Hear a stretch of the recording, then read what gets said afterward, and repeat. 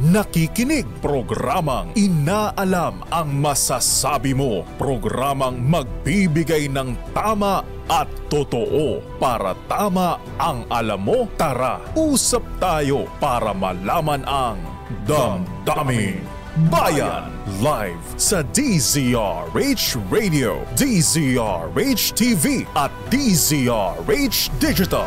DZRH Damdaming Bayan. Kasama sina Lakay Deo Macalma at Sister L. Elaine Apit. DZRH Damdaming Bayan.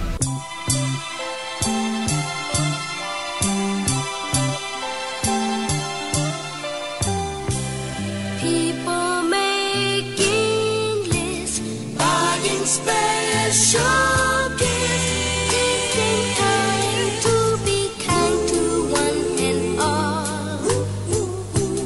It's that time of year when good friends are dear, and you wish you could give more than just presents from a store.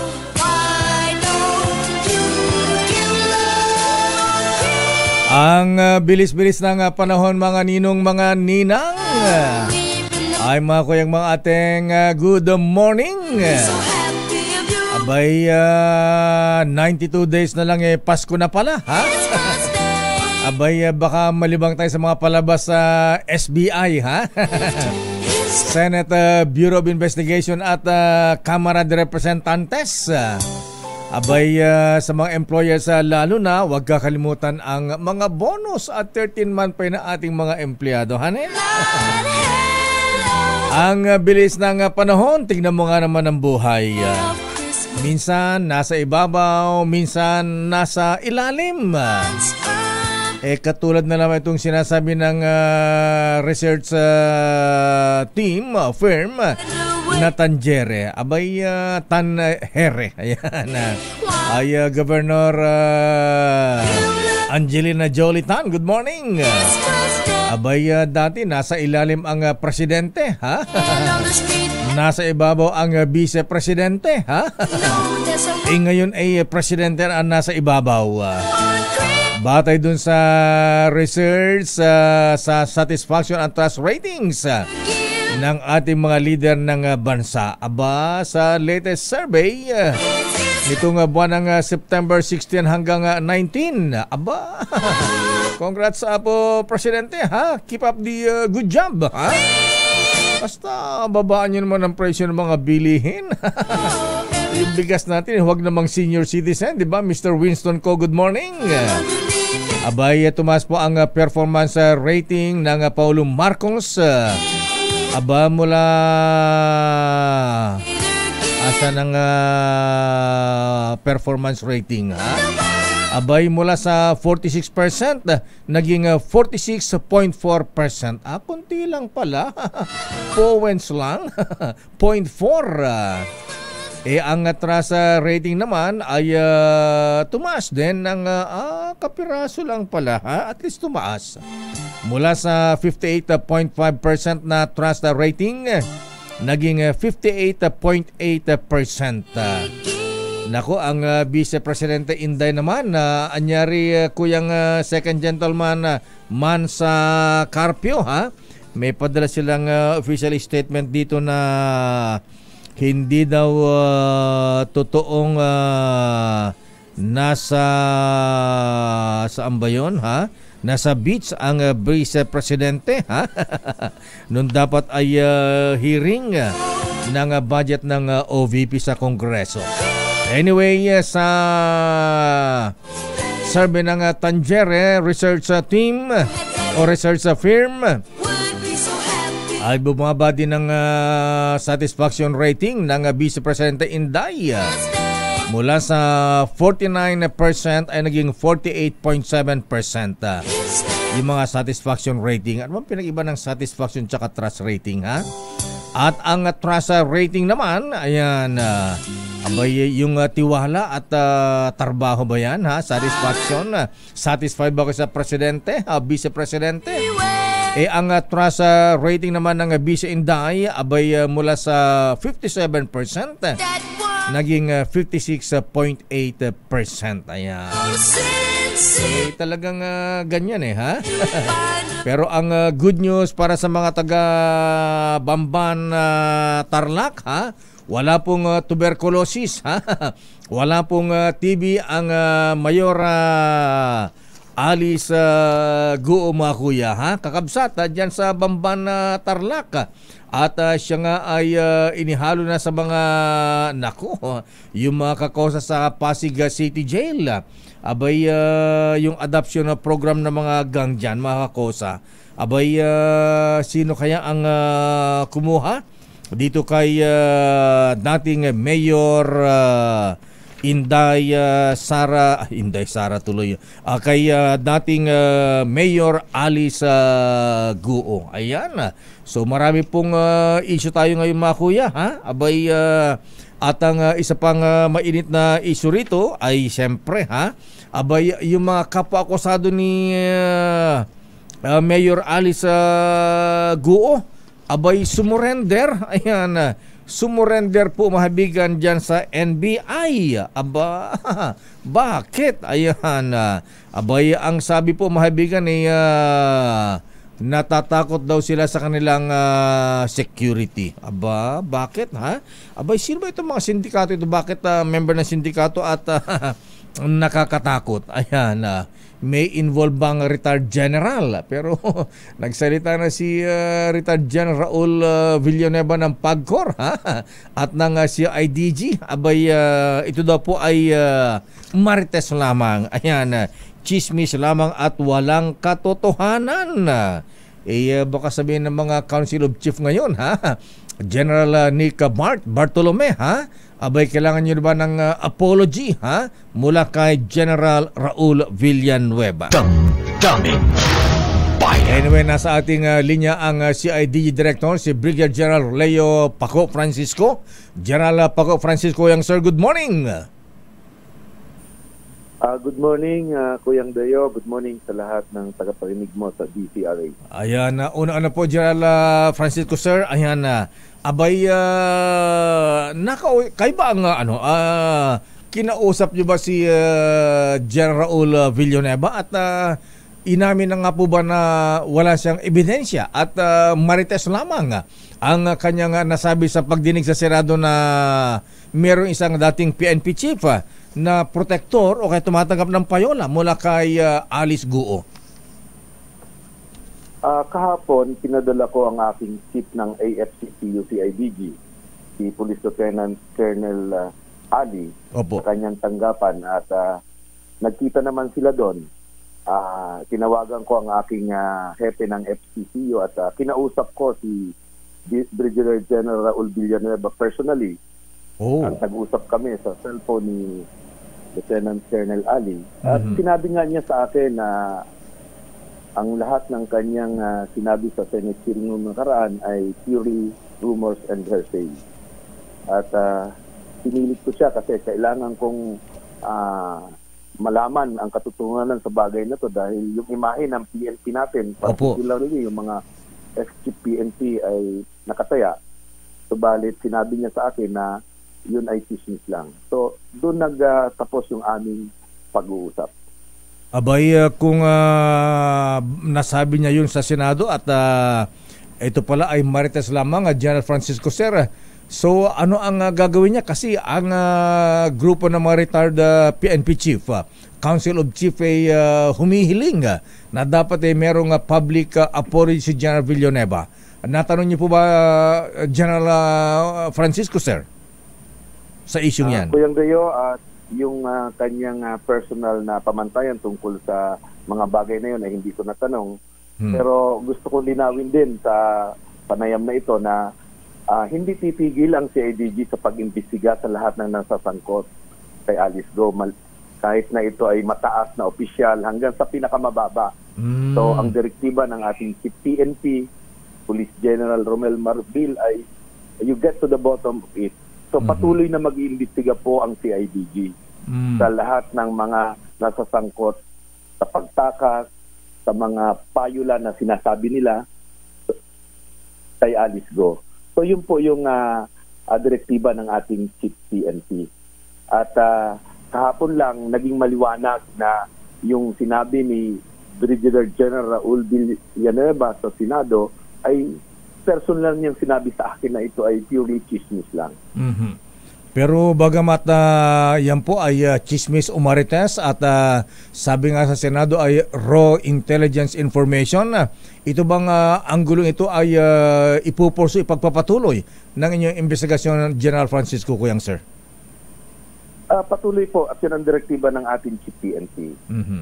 Kuyang Deyoy, ito na nga ang pagkakataon para maliwanagan lahat kasi hapon malabo na pagkabigay sa akin ng impormasyon na yon ni General Villanueva, ipitigil na ba natin ang investigation with regards to the personnel, even yung ex-Chief PNP or pinakamababang ranggo natin, itutuloy po ng CIDG dahil yun po ang direktiba ng ating Chief PNP kasi kailangan naming malaman talaga ang katotohanan sa mga bagay-bagay na ito dahil patuloy pa rin pong nag-iimbestiga ang ating Senado at Kongreso sa mga gawain ni Alice Go.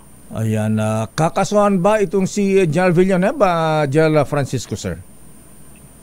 Titingnan po natin kung ano ang kanyang liability sa pagsasabi ng mga ganong statement at kung ano po ang nararapat, yun po ay titingnan ng CIDG.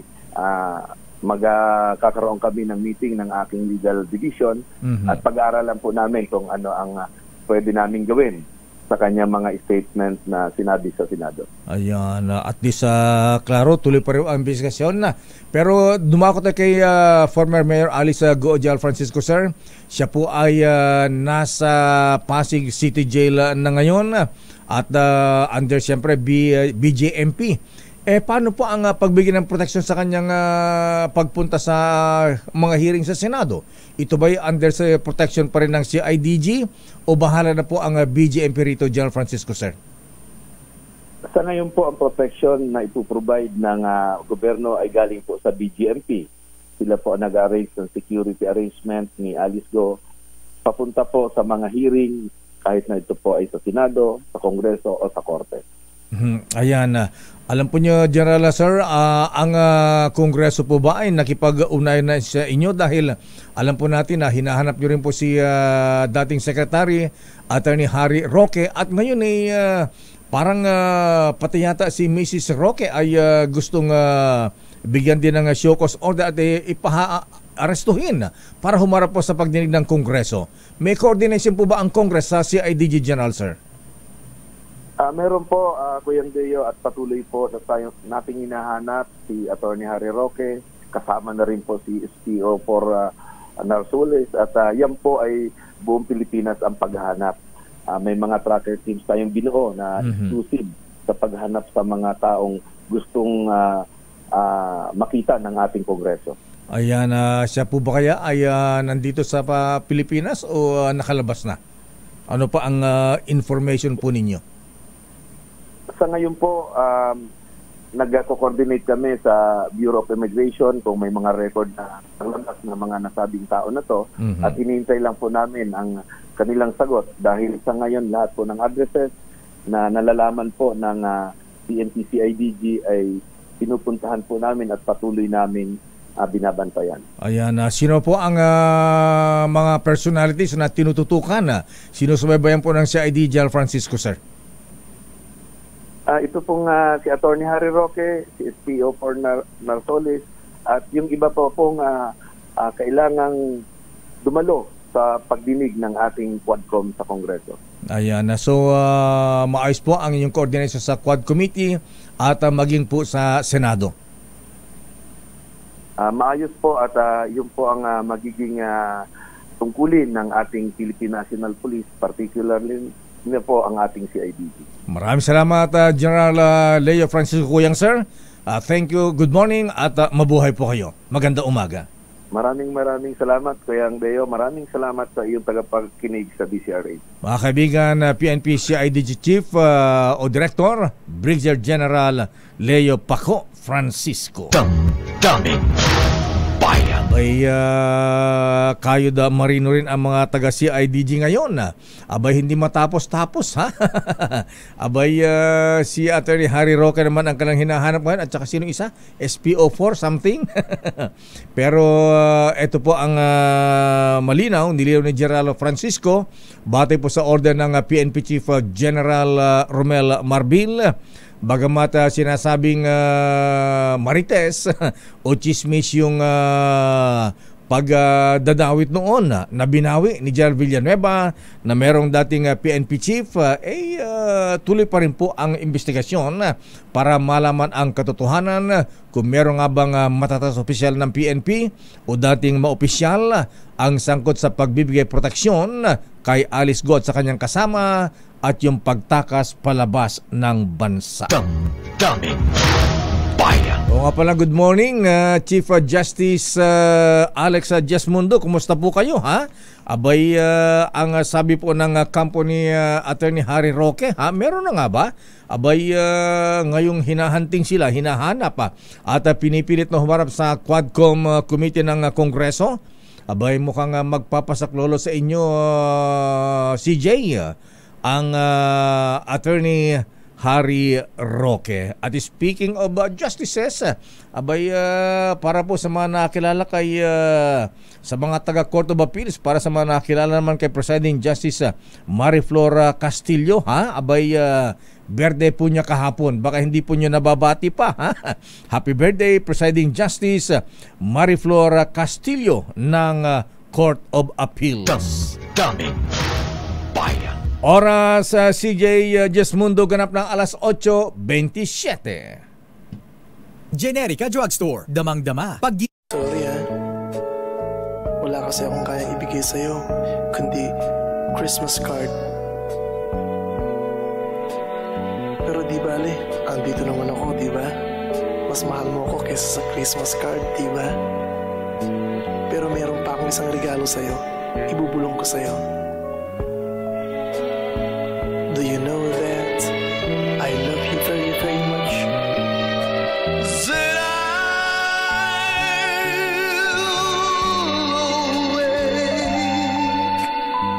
awake on Christmas morning and find my stockings filled with you.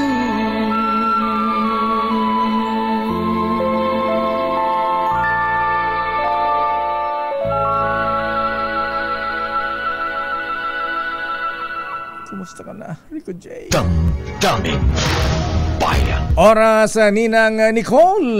Ang oras, Your Honor, 8:35 ng umaga. Ba, bilis ng oras. Ba't naman dilaw na dilaw ka, ha? Para kang ice cream na dilaw, ha? Ayan, abay, ilang days before Christmas? Ano lakay, 92 days na lang bago magpas. Wow! Ang bilis ng panahon at 1, 2, 3, 4, 5, 6, 7. Aba, 7 days na lang. Election fever na. Ay, akala ko October na. O nga, lakay, napuna mo yung dilaw kong suot. Akala siguro taga-BJMP ako. Oo nga, ano, ha? Hindi ko lang na-realize. Baka may tatak na BJMP sa likod dyan, ha? Abay, wala naman lakay.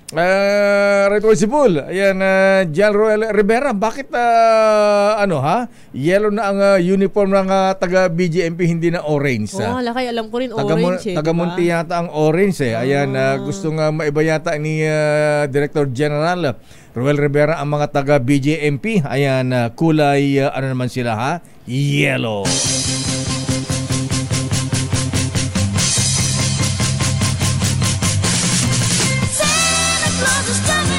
Alamin mo natin ang location. Nasaan na ba ating ninong ng bayan, Santa Claus ng bayan? Sandali lamang, Narciso mula sa Malacanang. Ano ang latest mula sa Pangulo? Abay, standby, Raymond at Paas. Abay, Raymond, dumating na ba si Mayor Alice Guo dyan, ha? Andun na si Alice. Baka aga naman nakapag-breakfast na ba, ha? Dito lang kayo nagpo-program. Nag-drive to daw sa McDo.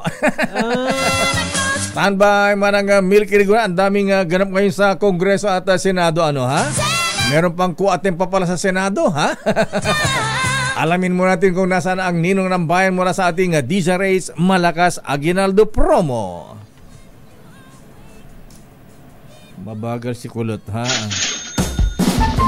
Dahil 85 taon na ang kauna-unahan sa Pilipinas at ang MBC mas gumanda na, mas pinalakas at mas pinalawak pa ang pamimigay ng ating papremyo. Ito ang DZRH Mas Malakas promo kung saan pag naabutan namin kayong malakasang nakikinig o nanonood sa DZRH ay mananalo ka ng instant 1,000 pesos at may kasama pang grocery bag ng DZRH. So ano pang hinihintay ninyo? Tutok na sa nangunguna kauna-unahang radyo sa buong Pilipinas, DZRH. Una sa Pilipinas, una sa Pilipino. Ito na aling felicidad ang ninong ng bayan. Pero teka muna ha, meron palang summit ngayon, Miss Nicole. Ang mga vice mayor sa buong Pilipinas, ha? Ayan. Abay, merong vice mayor sa convention ngayon. Abay, saan ba gagawin niya na Vice Mayor Apo Ferdinand Ignacio ng Paway, Ilocos Norte, ha? Pakibati daw ang sangguniang sekretary si Juliet Ramos Robert Duldulao at Pamela Blanco para umattend ng Vice Mayor's Convention. Aba, good morning sa lahat ng mga vice-presidente, Kuyang Apo Ferdinand Ignacio ng Paway, Ilocos Norte, ha? Narito na ang report mula kay Location. Narito na ang location ng Nino ng Bayan. Abay, nasa CAA pa rin sa Las Piñas. Kanina pa si Sherwin dyan. Talagang gusto mong masaya ang araw ng mga taga CAA Village ngayon. Ninong Sherwin, please come in. Lakay, napakalawak kasi nitong CAA Village dito sa Las Piñas. At nagulat tayo na marami ang nakikinig dito. Kahit tong unang panahon pa, mantakin mo itong nakita natin ngayong umaga, antigo na rin. Aba? Nakikinig sa DZRH. At sino si Kuya? nagtrabaho pa dun sa pinsan ni Attorney Toto Arroyo. Aba? Si RC Arroyo. Aba, tingnan mo nga naman. Si Kanel Toto Arroyo. Sino ito? Oo, the classmate ni Mike Arroyo. Dodong Delegate. Si Dodong. Tatay Dodong. Oo. Esteban Paz, Makati. Ating palakay doon sa Esteban. Kaya... Si Wabate, si Andy Verde pa ang si Andy Vital. Andy Verde, Andy Vital. Ayan. Oh, andito pa si Andy Verde. Si Andy Vital na nasa Air Force na. Ayan. Oo. Pero andito pa rin si Tatay Dodong. At dito pa rin siya nakatira sa... Saan? Anong trabaho niya rito? Ngayon, nag-parking na lang ako. Dating nagdadrive, ngayon nagpa-parking na. So, umangat-angat ang konti lakay. At parking na siya ngayon. Susunod, nasa mall na to. Sige, para hindi na mainip si Kuya Dodong, bigyan mo kaagad ng Aguinaldo Sherwin. Ayan, kanina pa aboteng ang ngiti. Si Adi Verde, Adi Vital, Adi Juan. Di ba kalma? Aba, kala ko di na ako mababanggit, di ko nabibigyan ng regalo ito. Lahat na binanggit na daw ba? Pero siyempre, hindi tayo makalma. Hindi tayo makalma ang iyong paborito. Pagka di ko binanggit, mumultan ka ni Toto Arroyo. Ayan. Pakita niyo 1,000 yun. Aba, talaga naman. 1,000. Tignan mo. Meron niya katerno na vitamins, vitamin E. Yan na natin ang vitamin. Vitamin Emperador. Ayan. Vitamin E. Ayan. Meron rin vitamin RC. Ayan. May chaser pa. Oo. Ayan ha. Okay, Kuya ha. Tuwa siya, lakay yun. Alam ko medyo mahina ka na. Alam ko si Kuya Dodong. O sige. Ayan, lakay. Ayan, si Kuya Dodong, baka medyo mahina na ang katawan. Dahan-dahan lang sa vitamin E, ha? 2 kutsarita na ng MP Light yan, ha? Ayan, huwag masyado. Agarin. Huwag 2 kutsarita lang. Meron pa siyang DZRH umbrella yan, ha? Para habang nagpapaparking ka, hindi ka maiinitan yan. Dahil hindi ka rin maulanan dahil meron ka ng DZRH umbrella. Oo, salamat sa umbrella sa DZRH. Para sige ako maulanan, mainitan. Ayan, ingat po kayo, Kuya. Kuya Dodong. Ano masasama ko yung nakita niyo? Dio, salamat sa'yo, Dio. Wala pong anuman. Merry Christmas po. Ayan. Nagdara ko ni DC Arce. Si Atty. Bong Arce. Ayan, kumusta si Atty. Bong Arce, ha? Si Bong, nandiyan sa bahay niya sa BF. Aba. Si Arce, doon sa may Berdana. Oo. Sige po. Kumusta lang kay Atty. Mike Arroyo. Ayan, kinukumusta kayo ni Atty. Toto Arroyo? Kinukumusta kayo ni Toto Arroyo? Kita na ko, hindi kami nagkikita na ngayon. Talagang di na kayo magkikita kasi nasa langit na si Colonel Toto Arroyo. Gusto niyo ba, Kuya?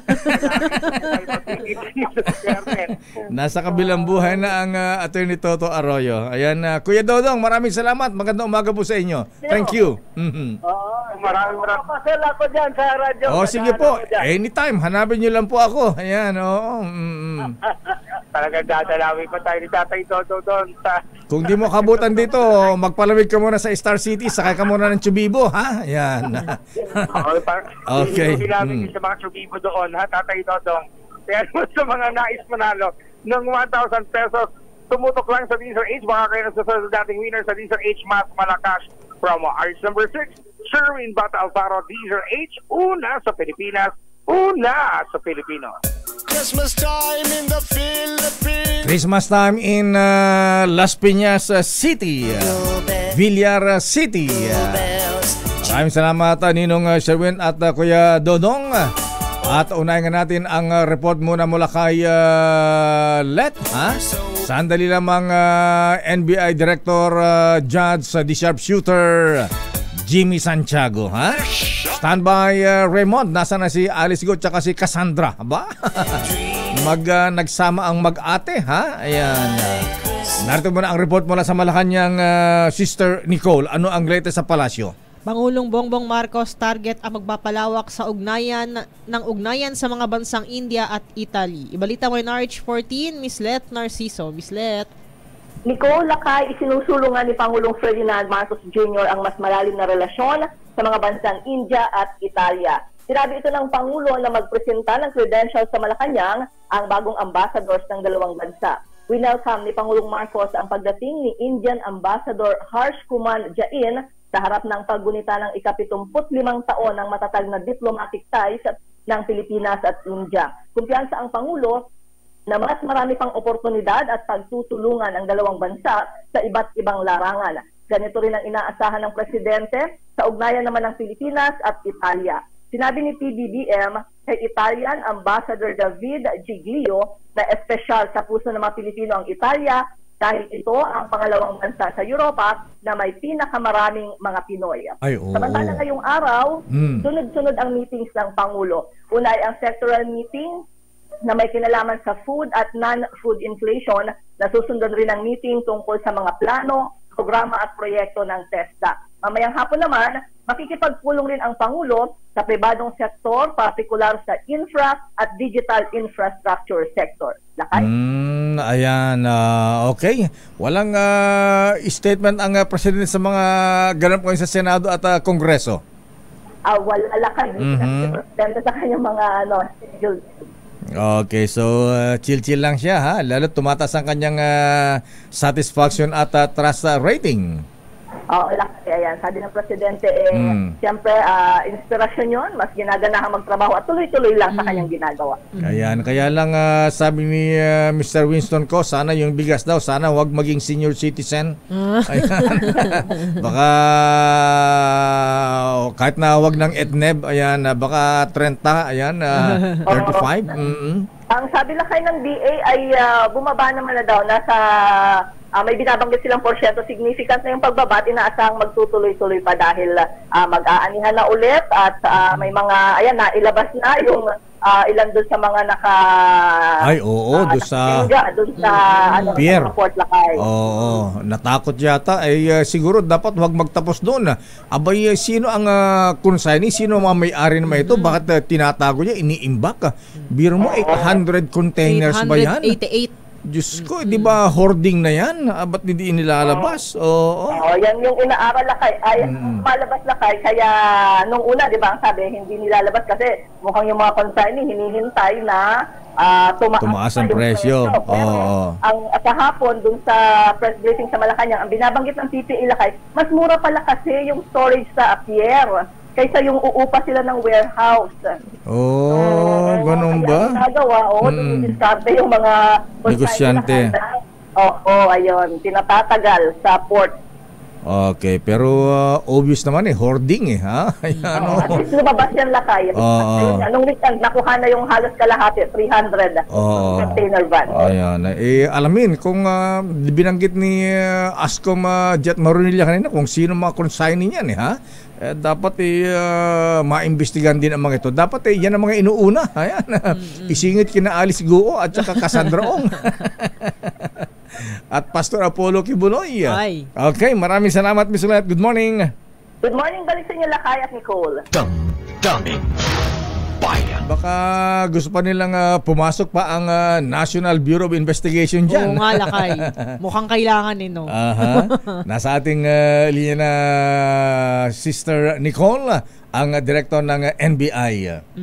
Si Director Judge Jaime Jimmy Santiago. Director Santiago, sir, magandang umaga po sa inyo. Good morning po. Naku, nawala si Director Jimmy, ha? Abay, nagtatarget shooting pa ba? Sharpshooter pa ba siya? Ayan, kumusta kaya ang pulso ni Director Santiago, ha? Director Santiago, sir, good morning. Good morning po, sir. Good morning. Good morning po. Morning po. Kayo ba, sir, pumuputok pa? Kumusta ang pulso ninyo? Ayan, sharpshooter pa rin po ba kayo? Medyo nakakapag-practice pa ho, Mayor Leo.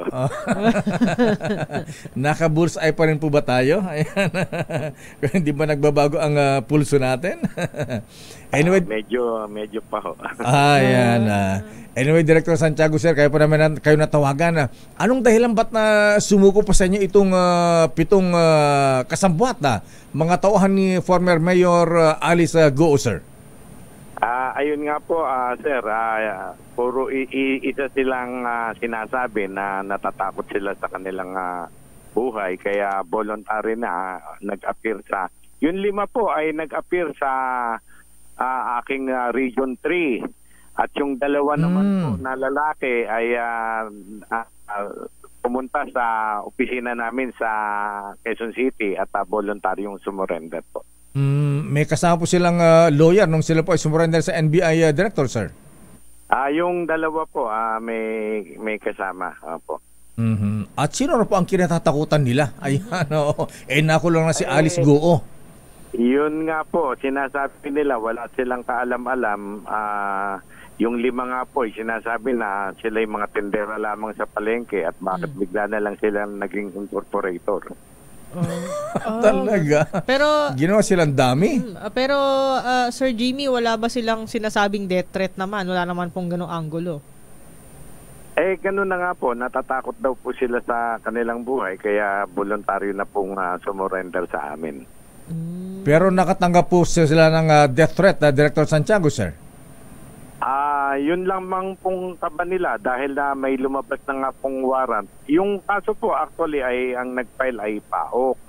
Tapos the DOJ found probable cause isinampa po sa Pasig Court. And the Pasig Court naman ay nagpalabas ng 5 warrant of arrest.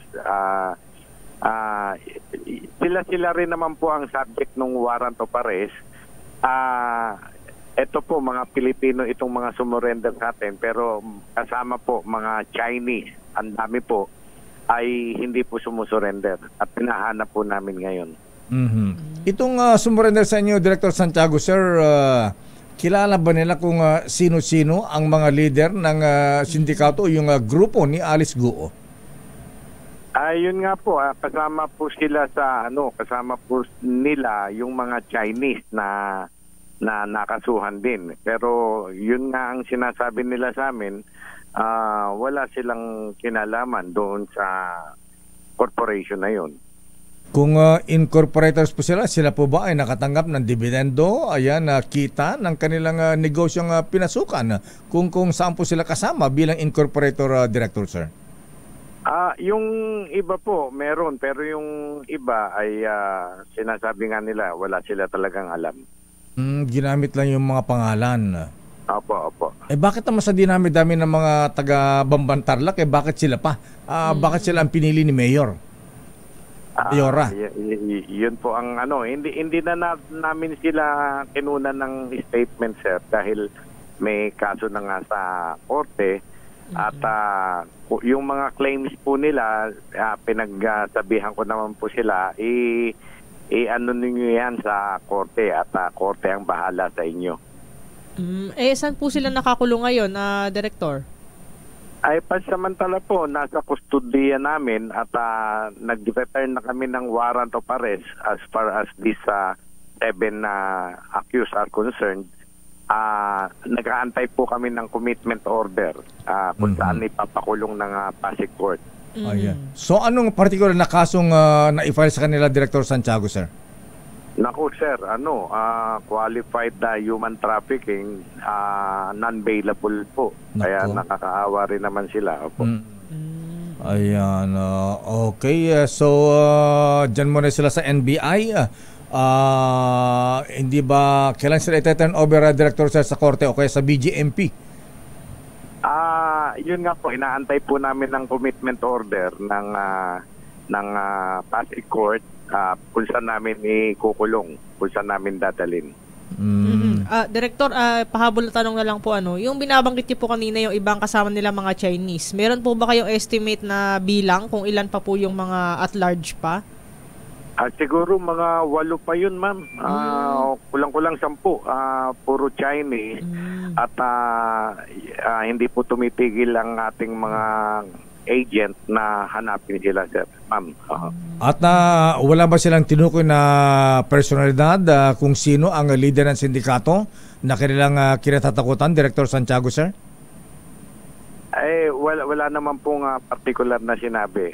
Ayun lang po, general na natatakot sila sa kanilang buhay kaya sila ay sumuko sa NBI. Ilan, sir, ang babae rito at ilan ang lalaki? May nakita kong babae dito sa video nyo Yes, opo. Parang 5 babae at 2 lalaki. Wow, 5 babae. Ano naging participation nitong mga babae? Ay, meron pong presidente, may treasurer ng corporation, ganun po. Ayan, pero nagtrabaho po sila sa Pogo Operation o dito sa kumpanya ni Alice Guo? Yung iba po, meron silang nakapagtrabaho. Yung iba po ay wala po talaga. Zero ang knowledge nila about the corporation. Pangalan lang ang ginamit nila. Ayan, kawawa naman sila, ha? Anyway, Director Santiago, sir, maraming salamat po at maganda umaga. Thank you and good morning. Keep up the good job, Director, sir. Salamat po. Salamat po sa inyo, sir. Salamat. Thank you very much, sir. Mga kabigan, NBI Director, Judge, the Sharpshooter, Jimmy Santiago. Damdamin Bayan. Standby, Raymond Dadpaas. Abay, pinakapin na ba ni Senate President Cheese de Butler Escudero ang kanilang mga bisita ngayon dyan sa Senado, Mayor Alice Guo at Cassandra Leong. Abay, kaaga-aga, nakakagulat na kayo. Alas 7:04 daw dumating. Para hindi na matraffic kasi matraffic ang EDSA Ayan.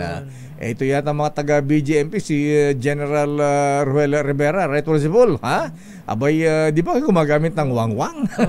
Dahil laki naalala ko dati nung kainitan din ng mga transport strike, yung taga BJMP nag-alok ng libreng sakay. Ngayon kaya meron kaya silang libreng sakay. Oo nga.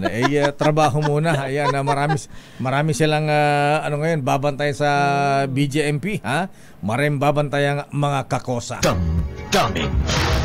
Sandali lamang, Raymond. Susunod ka na. Standby man ang Milky Rigunan. Abay, sunod-sunod ang mga palabas ngayon, Oo, malakay. Now showing. May palabas sa Senado, may palabas sa Kongreso. Ayan, sana naman, dito sa mga palabas na ito, Congressman Romeo Acop, wala nang mapipikon dito, Senator Jinggoy. Nakakapikon ka na, nakakagigil ka na. Ganon? Huwag mo kaming tanga. Niloloko mo na kami. Oo nga, ayan. Huwag namang lokohan, huwag namang bulahan. Damdamin Bayan. Sandali lamang, Val Gonzales. Kaya lang sandali lamang at na inggit si Attorney Amir Pelaez, Attorney Romy Makalintal, ha? Bakit ng mga taga Court of Appeals sila ang binabati ko, ha? Si Presiding Justice Mariflor Castillo na birthday ngayon, na binabati nila Justices Max De Leon, Justice Bong Pascua, abay Justice Sempio D, ha? Dec Quiros, abay sino ba, ha?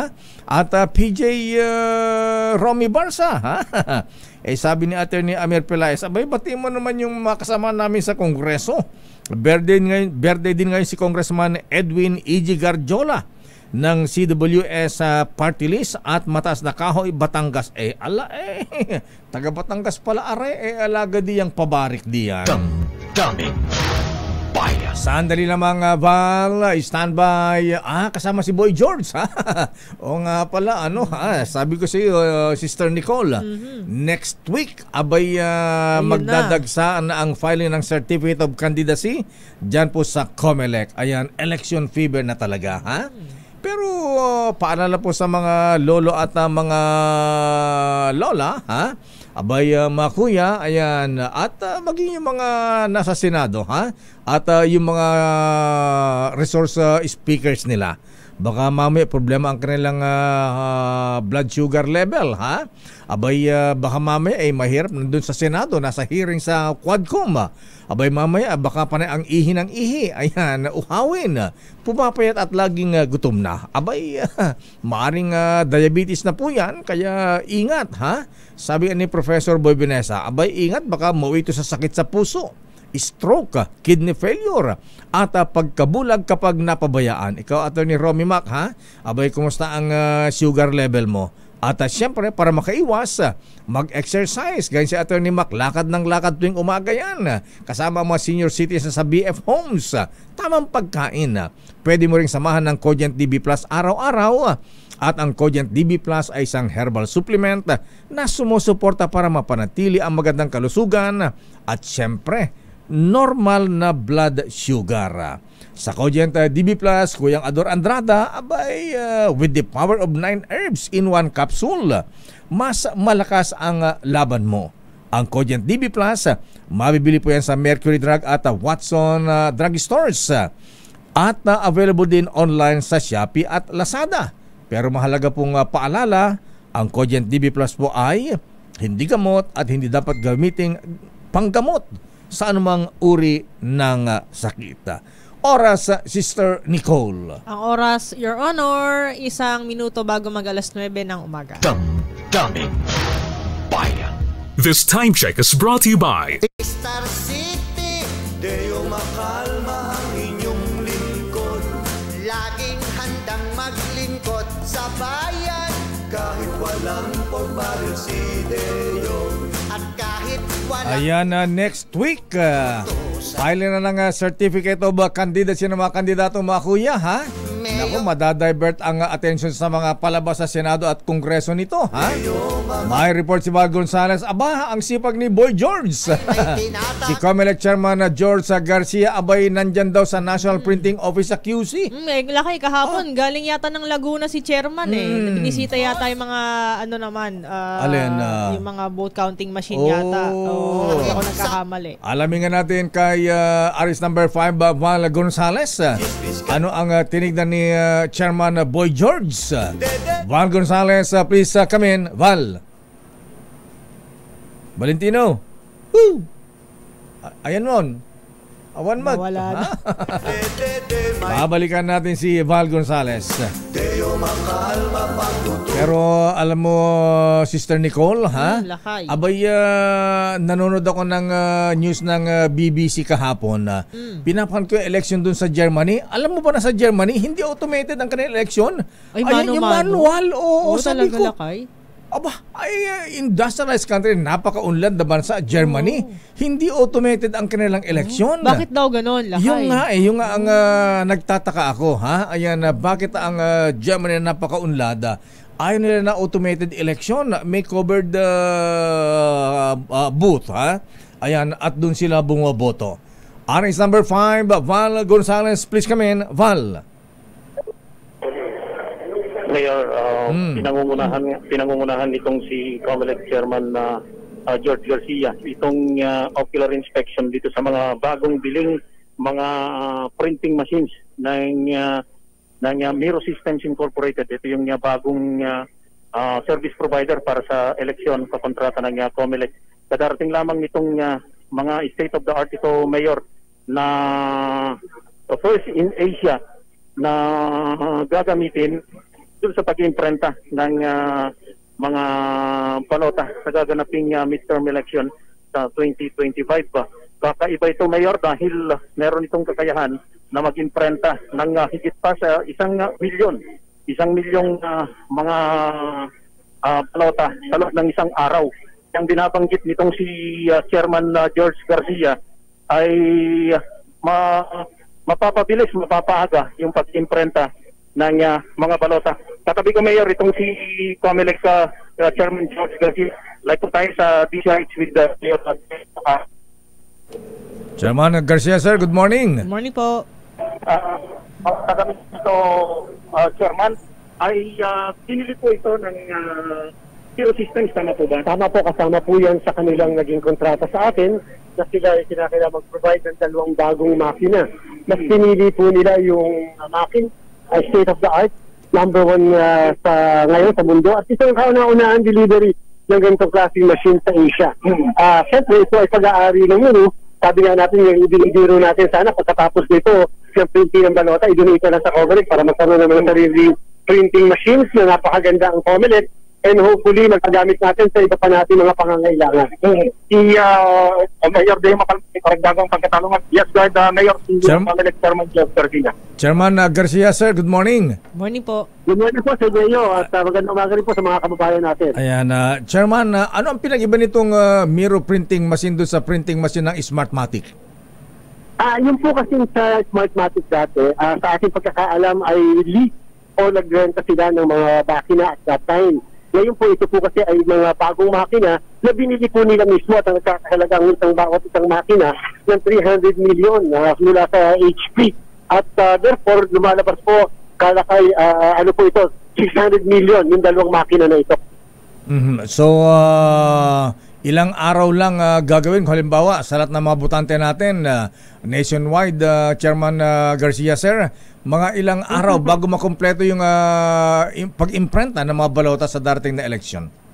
Sir Lakay Deo, ang isa po kasi makina ay pwede mag-imprenta ng 1 milyon balota bawat isang araw. Sapagkat 2 po ito at ang balota po natin ay more or less mga 70 million, baka po mahigit 30 days lang po mapiprint natin yung 70 million ballots. Kaya lang po, kaya lang naman nadadagdagan ng araw dahil pagkatapos po ng pag-iimprinta, meron pa pong verification.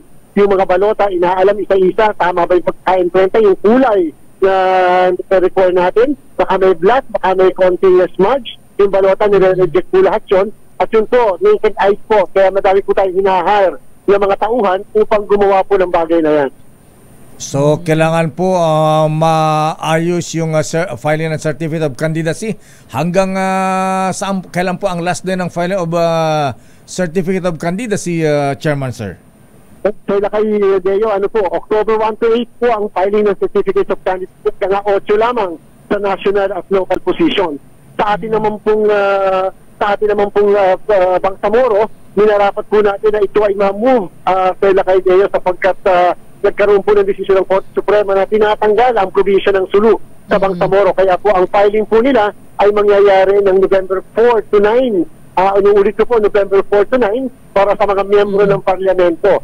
Subalit sila po ang sa Bangsamoro 2.9 to 3 million ang mga botante natin at kaya po namin na imprenta yan sa 1 hanggang 2 araw lamang naman. Kaya po kahit na medyo madelay sila, okay lamang po. Ang gusto po sana namin, Sir Lakay Deo, makapag-imprenta kami ng balota last week ng December. Dapat magsimula na po kami.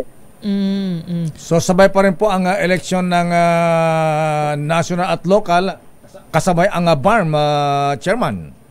Nako, tayo po ay nagdesisyon na tuloy-tuloy ang ating pong halalan sa Bangsamoro. Yan po committed natin sa peace process. Yan po ang nakalagay sa umiiral na batas. Bagamat merong sinasabing legal issue na dapat daw po may binabago rin sa batas. Dapat daw po sa halip na 80 ay bakit naging 73 lang, dapat ipanatilihin yung 80 miyembro ng parlamento dahil yun na nakalagay sa batas. Sa amin naman po, magpapa-elect kami ng 73 lamang na hindi kasama ang Sulu, at sa amin palagay yun po sapat na basta may representante ang bawat probinsya. Attorney, isang tanong lang dahil nabanggit nyo yung COCN nalalapit na rin. Can you walk us through po doon sa rules again sa substitution? Opo, naku, maliwanag po ito na ginawa po ng COMELEC ngayon, first time na wala po tayong tatanggapin na withdrawal with substitution. Pwede sila mag-withdraw, wala pong problema. Pero hindi na po sila pwede mag-withdraw na magpapapalit sila sa kahit na sino. Ang paraan lang po para magkaroon ng palitan after ng October 8 ay pag namatay o na-disqualify yung mismong kandidato. Pero kung ang dahilan lang ay nagkasakit o umayaw na lang, hindi na po namin papayagan ang palitan after October 8. Kung gusto nila magpalitan mula October 1 to 8, okay lang po yan. Pero after October 8, hindi na po. Tama na po yung misrepresentation sa sambayanan. Kinakailangan ko talagang decidido ka mag-file ng candidacy. Bakit kinakailangan iba pa muna tapos saka magpapalitan? Ayan, alam po natin na chairman na minsan madugo ang eleksyon natin, may mga pinapatay na kandidato. Kung may substitution ba, kailangan po ay kapangalan din nung na-disqualify o kaya na-aksidente o may masamang nangyaring kandidato, Chairman Garcia, sir? Kapag po namatay o na-disqualify yung kandidato, yan po papayagan natin ng palitan, at kung sakalit yung papalit, number 1, dapat pabilang sa partido yung mismo namatay o na-disqualify. Number 2, dapat ka-family name o katulad na family name. Bakit po? Kasi po, na-imprenta na namin yung balota kapag nangyari yon. Kung hindi naman po nangyayari, wala naman po problema. Pero kung halimbawa po nag-iimprenta na ng balota, hindi na po namin mapapalitan yung pangalan na naandun sa balota. Kaya dapat same family name at kapartido. Nangangahulugan po, Sir Lacaideo, pagka po ito ay isang independent candidate o candidate na wala pong partido, kung namatay o na-disqualify ay wala rin pong palitan. Wala ang problema sa independent ha? Anyway, Chairman, isa pa, lilimitahan nga po ba ang mga kandidato sa party list? Apo, sa party list po, Sir Lacay, October 1 to 8 ang filing ng kanilang certificates of nomination. At again, may bago tayong rule. Ngayon po, 10 nominees ang kanilang isasabit sa COMELEC. Lahat sila. Hindi po katulad at 5.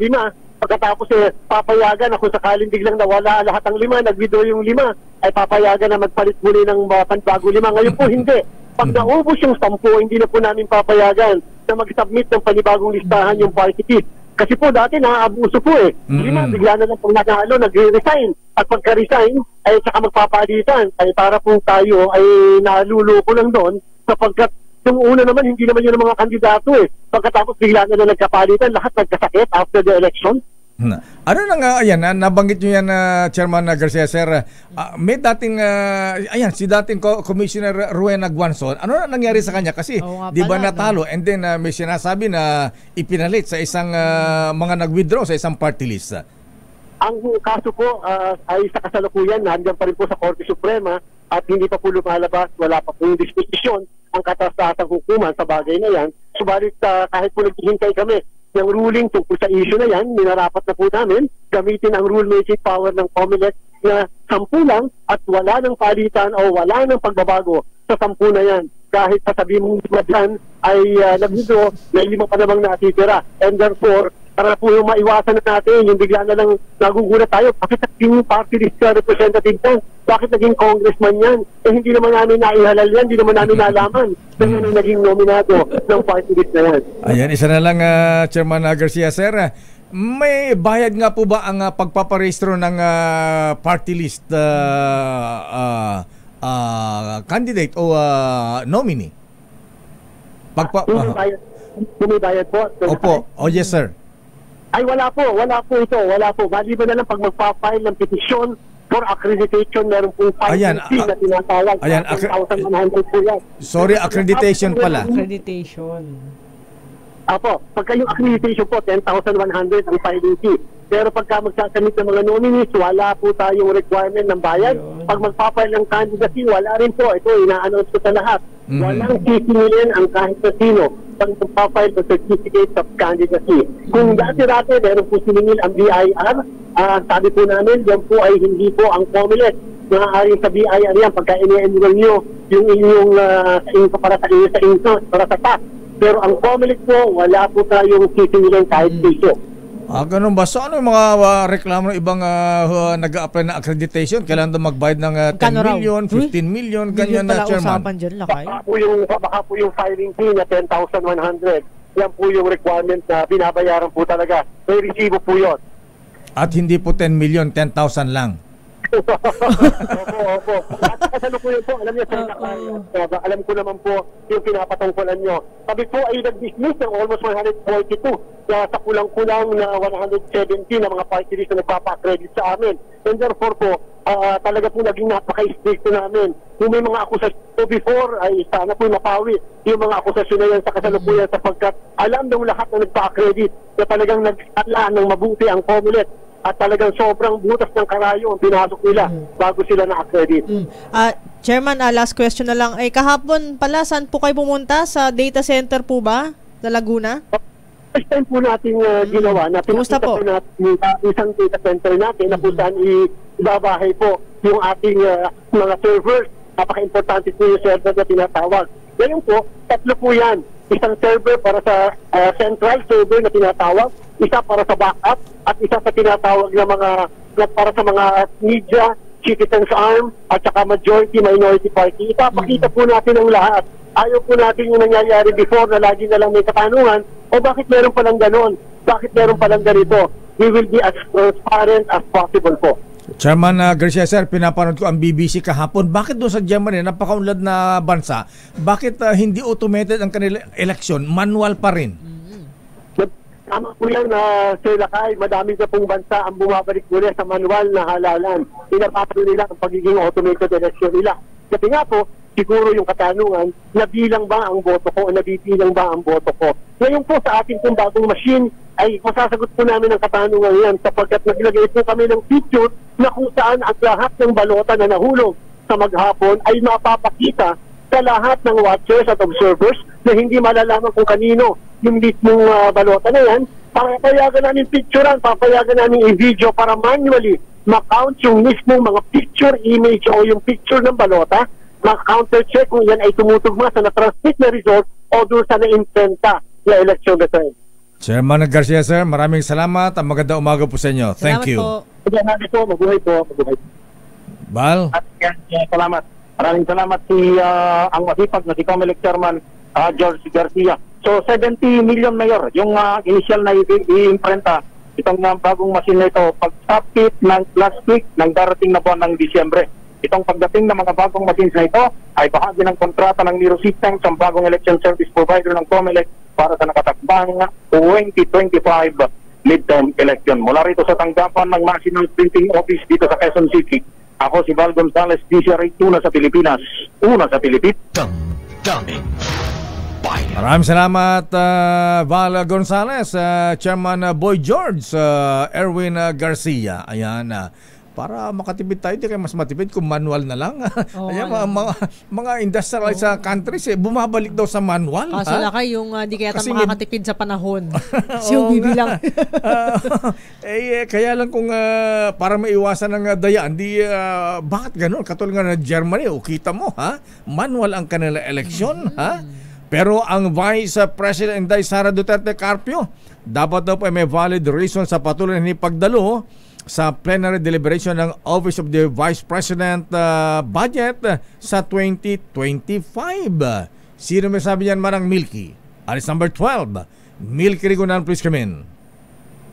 Milky? Lakay at Nicole, hanggang bukas na lang ang plenary deliberation ng 2025 budget ng iba't ibang ahensya ng gobyerno. Ang kay House Minority Leader Marcelino Libanan, hihintayin pa rin nila hanggang bukas ang pagdating ni Vice President Sara Duterte sa plenary deliberation ng OVP budget para sa 2025. Kung patuloy na tatanggi si VP Sara na dumalo sa plenary deliberation ng sarili nitong tanggapan, sinabi ni Libanan dapat merong valid reason kung bakit hindi siya nagpupunta. Reaksyon to ni Libanan matapos ma-report na nasa Calagua sa Island, Camarines Norte si VP Sara at umano'y nagbabakasyon sa isang resort kasama ilang kaibigan. Kasabay sana ito ng plenary deliberation kahapon ng Kamara sa 2025 budget ng OVP. Pero salig, inuna daw umano ang bakasyon. Narito si House Minority Leader Marcelino Libanan. At kung hindi ka man mag-attend, kailangan may valid reason ka. Kung hindi ka man may valid reason, magtalaga ka ng responsableng tao na tatayo para sa iyo para pag tinanong ka ay masasagot. Samantala, mula sa 2.037 billion pesos na panukalang budget ng OVP sa 2025, aabot na lamang sa 733.198 million pesos. Umaabot sa 1.29 billion pesos ang ginawang tapyas ng House Committee on Appropriations sa kabuang budget ng Office of the Vice President. Ako si Neil Criguna, nagulat para sa DCRH, una sa Pilipinas, una sa Pilipino. Damdamin Bayan. Maraming salamat, Manang Milky Rigunan mula sa Kamara. Sa Friday yata ang palabas doon, ano ha? Wala yata ang palabas ngayon. Budget hearing ngayon. Standby, Raymond Dadpaas. Wala ka bang patikim ng video man lang ni Mayor Alice Guo, ha? Abay, medyo pumayat daw, ha? Laki daw nang ibinagsak ng timbang, lakay. Ilang pounds ba ang nawala kay Mayor Alice Guo, ha? Baka lalo siyang sumeksi niyan, ha? Di ba siya ginugutom sa PNP, lakay? Ayan, si ano kaya? Si Cassandra Ong. Abay, namayat din kaya? Babalikan natin ang Senado. Standby, Raymond Dadpaas. Batiin ko lang ng happy birthday itong from motel boy to billionaire, ha? Abay, dati namin kasamahang rumboy ito. Abay, mantakin mo, may-ari na ng mga hotel ngayon. Mr. Ray Carpio, abay, naragsak nga pa nagkasangay. Happy birthday, Parekoy, ha? Ray Carpio ng Monaco Hotel. Binabati ni parang Arman Akinde at Monaco Boys at Binta Boys. Ayan, Anito Boys. Happy birthday, Rebecca Hernandez. Brad JJ Valera ng TLK. Kapans. Kuyang Clark Villan from Naiya Travelers. Noble Mata Cruz. Happy birthday. Aba, Most Worshipful General. Aba, Most Worshipful Past Grandmaster General Sunny Razon. Happy birthday, Kuyang Sir. Mula sa Confederation of Square and Compass Golf Inc. Happy birthday din kay Kuyang Didi Gonzales. Mula kay Bobby Inigo ng Southwoods. Tek mo na, ilang araw ba ang birthday mo, Kuyang Didi, ha? Ayan, paring Arman Akinde, aba, birthday mo rin pala, ha? Binabati ni Nanette at siyempre mga Sogo at Eurotel Boys. At mula kay S1, Mr. Ed Las Atabong Labog. Happy birthday pa kay Doktora Joy Saldua. Uy, ateng, happy birthday dyan sa Olongapo. Binabati ni Kuyang Colonel Jason Saldua, Kuyang Mark Yupiton, Brother Stephen Ong ng Hiram Lance, mula kay Colonel Joseph Datora. Happy birthday din kay Noble Mark ng Katimugan Shrine Club. At congrats kay Chairman Artes, ha? Ayan, hindi na acting mahabigan. Siya po ay inappointan ng Paulo Marcos bilang chairman ng MMDA. Aba, Romando Artes Chairman ko yang sir. Happy congratulations. At congrats din sa newly appointed director ng DBM. Aba, Sister Rosemary Pagala. Aba, taga-pinili ka ba, sis, ha? Mula sa mga branch and sis sa Tau Lambda Kappa Fraternity and Sorority. At get well soon ko yung Odi Japana. Ay, ko yung Odi, ha? Nanonood sa atin sa ospital sa Chong Hua Hospital sa Cebu, Sister Nicole. Ayan, Kuyang Odi, get well soon. Binabati ka ng mga taga-Sandigan 82 at mula kay Kuyang Ryan Bautista. Damdamin Bayan. Oras, Sister Nicole. Ang oras, lakay 9:26 ng umaga. Ang oras ay...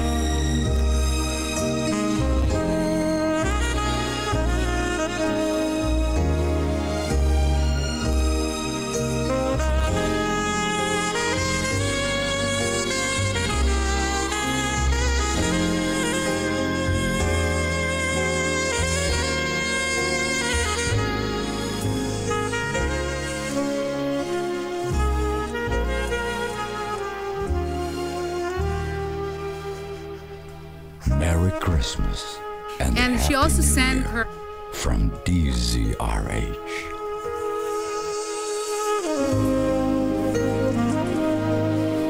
Balita ko, nagsusurvey ko eh. Apo.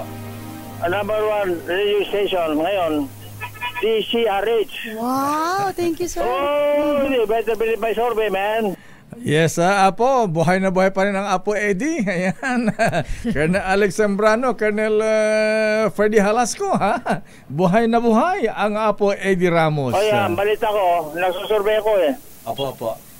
Number 1 radio station ngayon, DCRH. Wow, thank you, sir. Oh, hindi. Better believe my survey, man. Pati sa langit, may survey. Eto na, alamin natin ano ba ang resulta ng medical exam ni Pastor Kibuloy. Ito na, Lakay, resulta ng medical test ni Kibuloy para sa hirit na hospital arrest. Hawak na ng PNP. Balita mo na RH52, Edniel Parosa. Edniel. Lakay at Sister Nicole, naipadala na sa Headquarters Support Service ng Philippine National Police ang resulta ng medical examinations ni Pastor Apollo Kibuloy. Ayon kay PNP spokesperson Police Colonel Jing Pardo, nakatakda naman itong isumite sa korte sa Pasig City na silang hahatol kung ipapa-hospital arrest ng leader ng Kingdom of Jesus Christ. Kaugnay ito ng hirit ni Kibuloy na huwag maipiit sa Pasig City Jail habang dinidinig ang kasong qualified human trafficking laban sa kanya. Bagamat tumanggi na nga si Fajardo na isa publiko itong medical records ng pastor, nauna nang iginiit ng PNP na wala itong nakitang seryosong banta sa kalusugan ng akusado sa paglalagay nito sa PNP Custodial Center. Una nang itinanggi ni Atty. Mark Tolentino, isa sa legal counsels ni Kibuloy, na partikular na gustong ma-hospital arrest ng KOJC leader sa Veterans Hospital sa lungsod ng Davao. HSS ng Campo Crame ang in charge sa pagbabantay sa PNP Custodial Center kung nasaan nakatiit ngayon ang leader ng KOJC. Ito si Edniel Parusa. Edniel, para sa DZRH. Kailan lalabas yung medical result? Ba't bitin pa? Baka wala naman TB si Pastor. Lakay kasi ano yan eh, court ang nag-utos, kaya court ang sisilip at silang nagbibigay ng hatol tukol diyan. Ayaw pang mukhang alam na Lakay ng PNP pero ayaw nilang i-divulge dahil nga naman may personal record ng isang individual. Kung hindi ba mataas ang kanyang high blood at saka blood sugar, ayan, cholesterol. Nung unang beses Lakay na nung inaresto siya at dinala siya dito sa may Camp Crame, tumaas ang ang presyon, kasama siya ron sa mga tumaas ang BP. Pero maliban doon ay wala na tayong nadinig na update kung may panibagong sakit ang pastor. Pero ang sinasabi ng PNP ay wala namang seryosong banta sa kanyang kalusugan sa nagdaang ilang linggo. So siya ay naglalagi dito sa Custodial Center. Baka naman pwedeng payagan ni General Marbil na mag-basketball si Pastor Kibuloy, ha? 3-point shooter ito ha? Ayan, may pinagawa naman basketball coach na Senator Bong tsaka Senator Jinggoy dyan Baka pwedeng gamitin, mag-exercise si Pastor. Kaya lang Lakay ang sunning time kaperaso lang at may bakod ng pagpapaaraw ganun ba? Hindi pwede mag-basketball ata. Siguro pagka tumagal-tagal baka pwede na mag-basketball dyan. Ayan, okay, so maraming salamat Edniel. Dumako tayo sa Senado. Balik sa inyo Lakay at Sister Nicole. Daming bayan. So ay pang sabihin po mahabing kung ano ang resulta ng medical exam ni Pastor Kibuloy. May high blood ba? Mataas ang kolesterol? Mataas ang blood sugar? Lung infection. Lung infection. Ito talaga si Mr. Ferdinand. Ayan, ang sabi niya, ayan, si Vice President Sara Duterte, ayan, inuuna ang recreation. Samantala ang presidente, inuuna ang duran-duran. Daming bayan. Kaya talaga, Ay, grabe ang naman. daming mga alaskador talaga, ha? Happy birthday muna kay Sunshine Garcia Castro. Butihing may bahay ni Vice Governor Alex Castro. Anong probinsya itong si Vice Governor Alex Castro? Bulacan. Pagbati galing pala kay Governor Daniel Scorpio Boy, Fernando at Ma'am Tini Ramirez Bautista ng Damayang Filipino Movement Incorporated, Bulacan. Happy birthday Margareta Salera mula kay Chris Makalinaw at binabati natin si Lola Erlinda Ochate, ayan, ng Imos Cavite, at binabati rin natin ang kababata ni Manong Johnny Ponce Enrile, si Lola Nati Lising ng Pasay City, buting ina ni Pastor James Lising. Dumako tayo sa Senado, Miss Nicole. Raymond, ano nang balita dyan sa Senado? Nagsimula na yung hearing. Raymond. Yes, Nicole at Mayor, nagsimula na nga yung hearing. Unahin lang natin yung inilatag ni Senator Risa Hontiveros bilang chairperson ng Senate Committee on Women, ay nilift na niya yung contempt order dito kay Sheila Go. So, simula sa araw na ito ay maito-turn over na siya sa Bureau of Immigration. So, ang Bureau of Immigration ang magiging magkukustodiya dito kay Sheila Go at hindi na ito makukulong sa Senado. At samantala, doon sa opening statement naman ni Senador Bato de la Rosa ay kanyang binasa yung statement ng Council of Chiefs.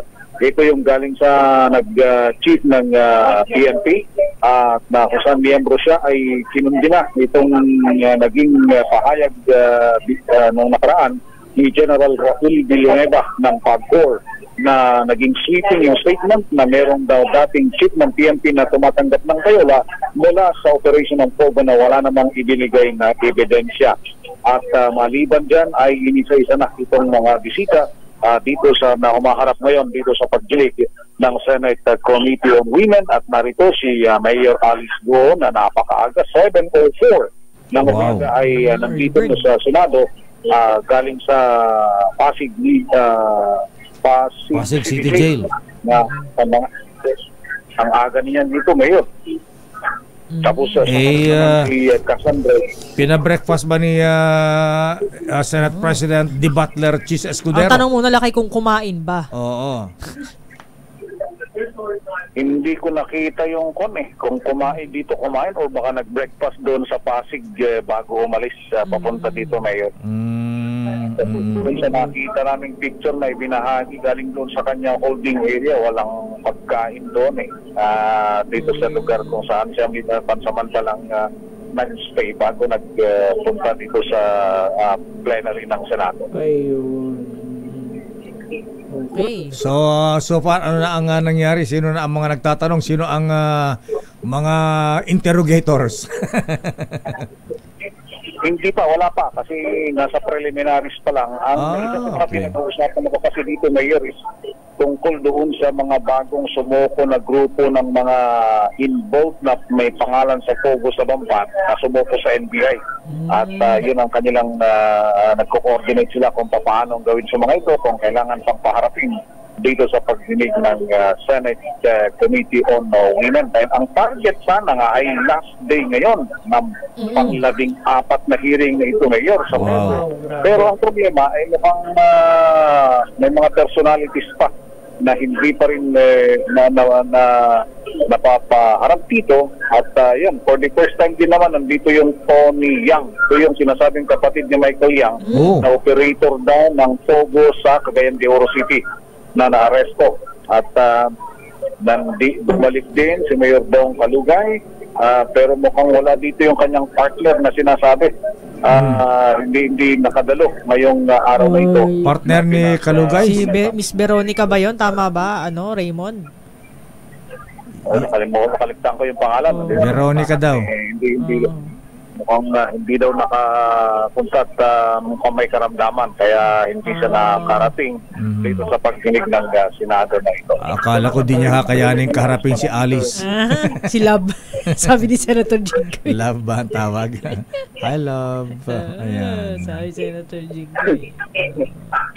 Yun na nga. Kaya yun, yung sana ang gusto ni Senator Jinggoy kahapon dahil nga doon sa pagkakasangkot sa iba't ibang mga criminal activities, hindi daw nila ipo-focus doon sa personal na relationship o romantic relationship kung meron man, kundi yung criminal relationship ng dalawang alkalde. Raymond, dahil humarap dyan si Tony Yang, yung kapatid ni Michael Yang, so posibleng hindi ito magiging huling hearing dahil dapat ngayon daw yung huli, di ba? Oo nga, pinag-usapan nga namin dito tungkol itong ang pagkakakwento dito kay Tony Yang, magaling daw magbisaya ito Bisaya man. Pagdating dito sa Senate, may interpreter na. Di tanungin na ng Bisaya. Hindi, kumbaga parang hindi na daw marunong magsalita ng local eh. Dyan naman si Senator Bato eh. Mandarin na. Ang abogado na naman si Attorney Raymond Fortun. Ang kanyang abogado. Hindi, tsaka lakay si Senator Bato, nandiyan naman din sa hearing, marunong naman magbisaya yun eh. Oo nga, pero hindi daw nakakaintindi na biglang naging Chinese character na yung mga sinasabi. Pakainin ng sili yan. Ayan. Baka sakaling matutong magsalitang ng Tagalog. Ayun na nga, yun ating kasi nga, may operation daw pala dyan ng Pogo doon sa Cagayan de Oro. So, yan mo. Mayor, ang preliminaries at hindi pa nagsimula yung tanungan. Raymond. Dito sa yes, Mayor. Pinagtabi na ba si Mayor Kalugay at si Mayor Alice? Hindi, magkalayo eh. Magkalayo. Magkaharap ba? Magkaharap o parehong side by side? Parang yung dati side yung nasa kabilang side hindi pa nga harapan medyo side view ang position nitong si Mayor Dong Kalugay. Tunnel. Deeper than the tunnel of Bamban Tarlac. Ayan. Okay, proceed Raymond. Ayun yung binabanggit ni Senator Joel na partners in Pogo. Hindi partners in crime, partners in Pogo, ha? Ayan. So ngayon pwede natin pakinggan na natin yung sige, Kapiraso. Formal na pagsimula at si Senator Risa Hontiveros at Senator Sherwin Gatchalian. His claim that he cannot attend the hearing physically.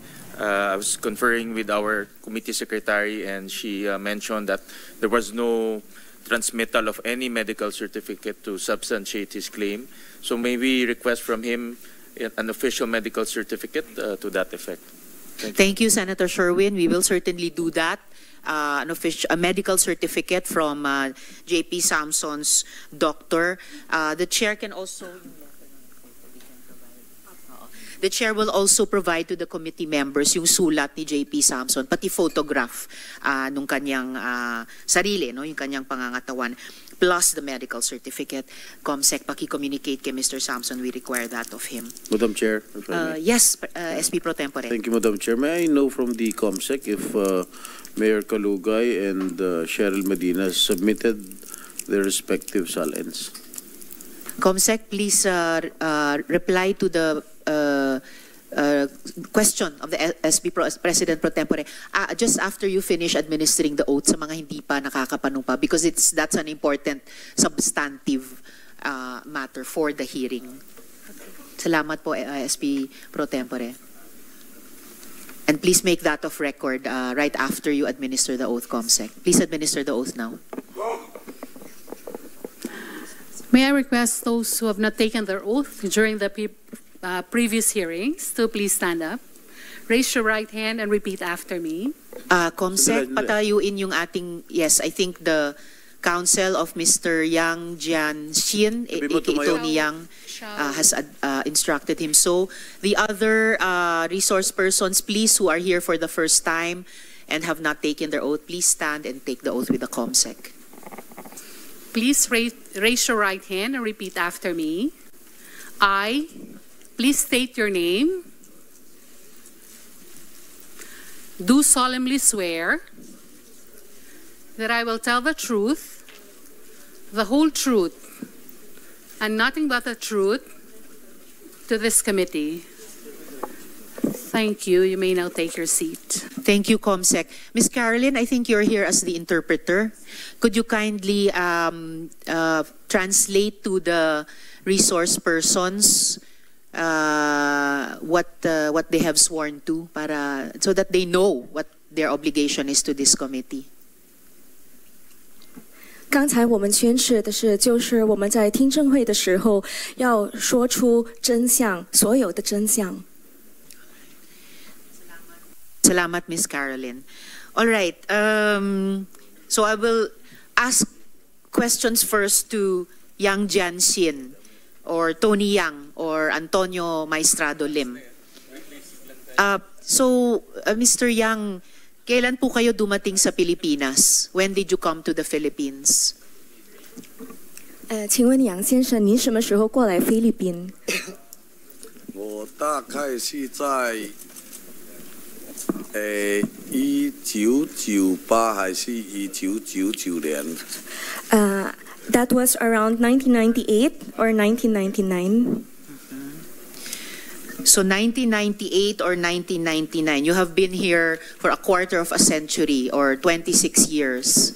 所以你在这里大概有26年了，是吧？大概25、26年了。Yes, that's correct. Around 25 to 26 years. Hanggang ngayon, hindi pa kayo marunong mag-Pilipino? 你到现在还不会说菲律宾语吗？大家都Bisaya main kunti-kunti ganyan. Yes, Tagalog, Bisaya, only a few, a mix of everything. Ganyan din yung sagot ni Michael Yang sa amin nung Farmally Investigation. Sa tagal na niya dito, hindi pa rin marunong mag-Pilipino o Bisaya ng fluent. Madam Chair. Anyway, yes, SP Pro Tempore? Maybe we can ask Senator Gatchalian to confirm if he is really telling the truth.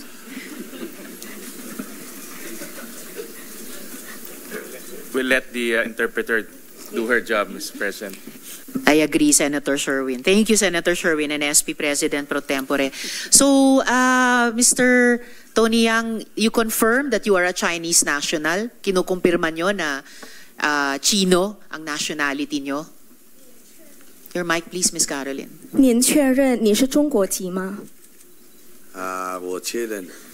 Yes, I confirm. You confirm. So, do you also have a Philippine passport? 那请问你也有菲律宾的护照吗？我没有菲律宾护照，没有。I don't have a Philippine passport. None. You don't? I heard differently. Do you have a Chinese passport? 那你有中国的护照吗？有中国护照。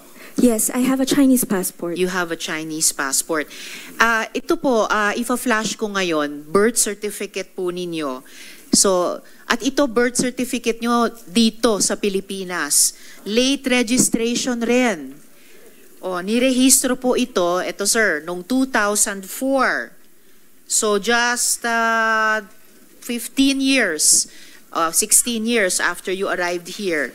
Ibig sabihin, 34 years old na kayo nung na-register ang birth certificate nyo.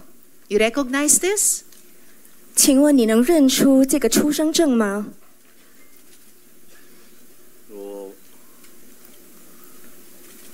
因为这个出生证我也不懂得英文就是当时好像我来这边差不多应该2、3年了。当时我爷爷他不知道怎么样，去哪里弄来给我，是我爷爷弄来给我的。Okay.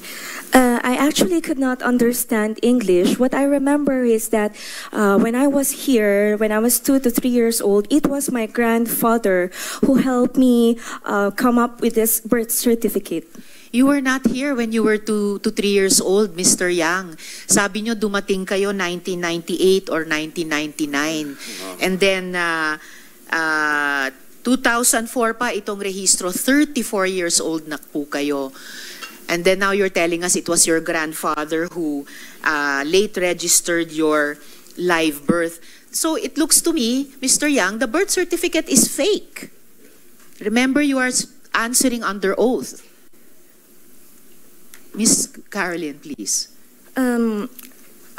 我们的参议员说，就是因为这个出生证，它的日期它并不是在你2、3岁才出来的出生证，所以这应该是假的出生证。Your mic, please. 这样，因为当时我爷爷吧，他弄给我，我也不知道，应该就是为了要做生意比较方便嘛，应该是这样吧。That during that time, it was my grandfather who helped me come up with this birth certificate, and I'm not sure, maybe he did this for the convenience of the business here. Similar story as Guo Huaping. Similar story as revealed by the SP pro tempore about Cassandra Leong. We will ask the Philippine Statistics Authority to investigate if, like theirs, your Philippine birth certificate is also irregular. Dahil lumalabas, the birth certificate is fake. Mr. Yang, sabi nyo nga, you are a Chinese national. Sabi nyo, wala kayong Philippine passport. Ba't kayo nagpapanggap na Pilipino? Miss Caroline， 你刚才说你是中国籍，然后你也说你没有菲律宾的护照，那你为什么要说你要说自己是菲律宾人？啊？你为什么要说自己是菲律宾人？因为我当时我外公嘛，他弄给我我刚来也不大懂得。 他弄这个给我是为了什么？我自己在想，应该是为了我留在菲律宾这边发展做生意吧，比较方便嘛，应该是这样我自己想的吧。因为当时他弄给我，到现在也好像有20年左右了，我也反正就一直就是这样的。 Okay. During that time, it was my grandfather who helped me process this birth certificate. I am not aware of this. Maybe he was thinking that it was for my convenience so that I can build a business here. Ano ba talaga ang totoong pangalan nyo, Mr. Yang? Let me show you yung ACR application form nyo. O, pinafa-follow up ni SP President Pro Tempore. Ano bang totoong pangalan nyo, Mr. Yang? 请问你真正的名字全名是什么？我是杨建新。I am Yang Jianxin. Yang Jianxin, as I read from your nameplate. But look at this. Tingnan nyo Ito yung ACR application nyo. Diyan, Yang Jianxin nga kayo.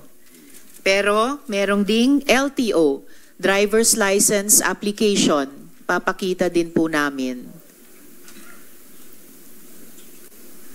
Dito naman, pangalan nyo, Antonio Maestrado Lim.